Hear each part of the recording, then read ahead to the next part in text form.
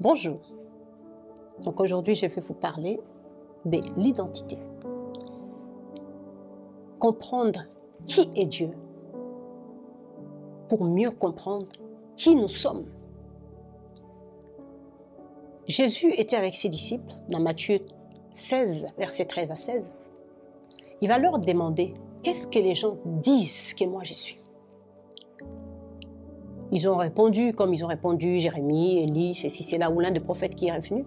Et il va tourner vers ses disciples pour demander, alors vous, que dites-vous que je suis? Pierre va lui dire, tu es le Christ, fils du Dieu vivant.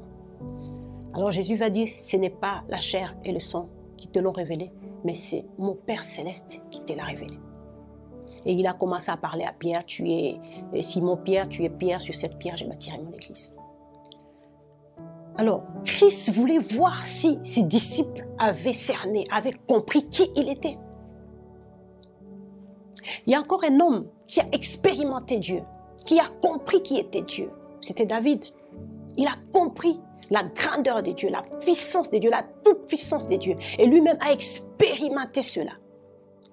À la fin de ses jours, il va parler à son fils Salomon.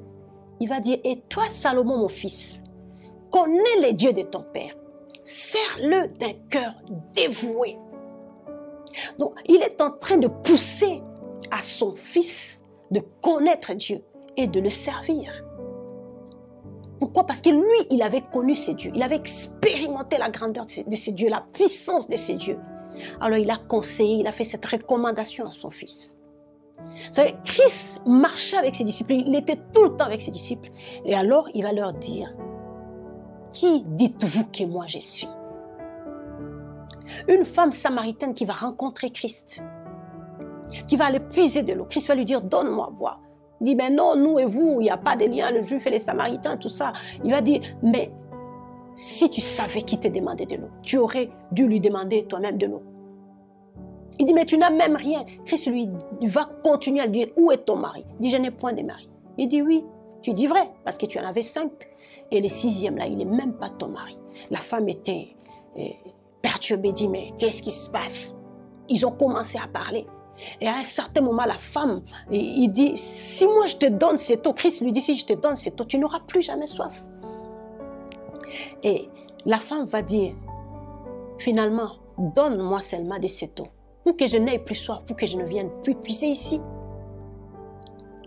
Et Christ va continuer à parler à cette femme, et cette femme, pendant qu'il parle avec Christ, il était déjà rempli de l'eau de vie. Et la Bible dit que la femme a jeté sa cruche et elle a couru. C'était une femme, entre guillemets, de mauvaise vie. Une femme qui sortait avec le mari qui n'était pas son mari. Cette femme ne pouvait pas venir puiser l'eau quand tout le monde puisait l'eau le matin.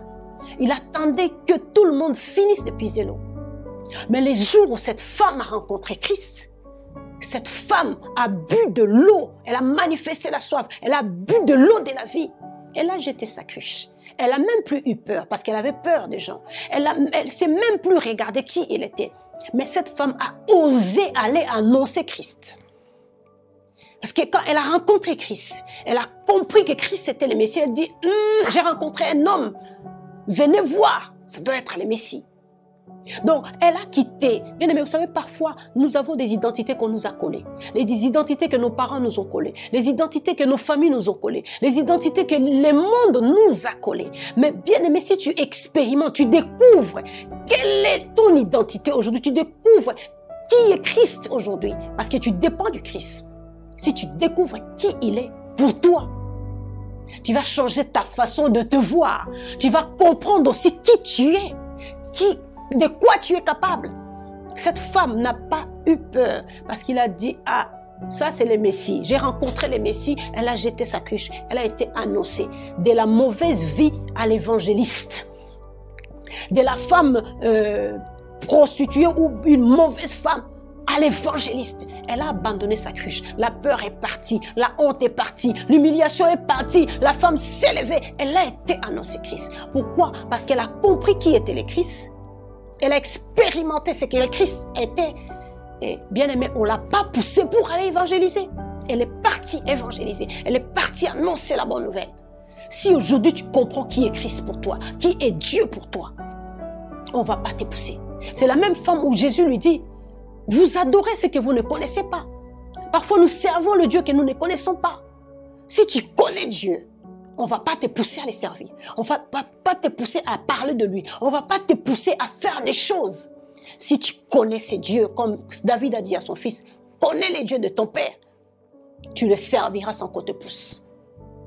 Tu auras confiance en toi. Parce qu'aujourd'hui, il y a plusieurs qui ont perdu leur identité, ils ont perdu leur assurance. Ils n'ont plus la confiance en eux-mêmes. Ils n'ont plus l'estime de soi. Ils ont une crise d'identité. Pourquoi? Parce qu'ils ne savent pas qui est Dieu pour eux. Si tu prends seulement conscience de qui est Dieu pour toi, tu prendras conscience de qui tu es. Tu te verras grand, tu te verras capable. Tu ne regarderas pas les gens. Tu n'auras pas honte même de parler de Dieu. Tu n'auras pas honte du monde. Tu n'auras pas honte et tu n'auras pas peur. Parce que Christ est en toi. Avec lui, lui avec toi, tu feras des exploits. Que Dieu vous bénisse.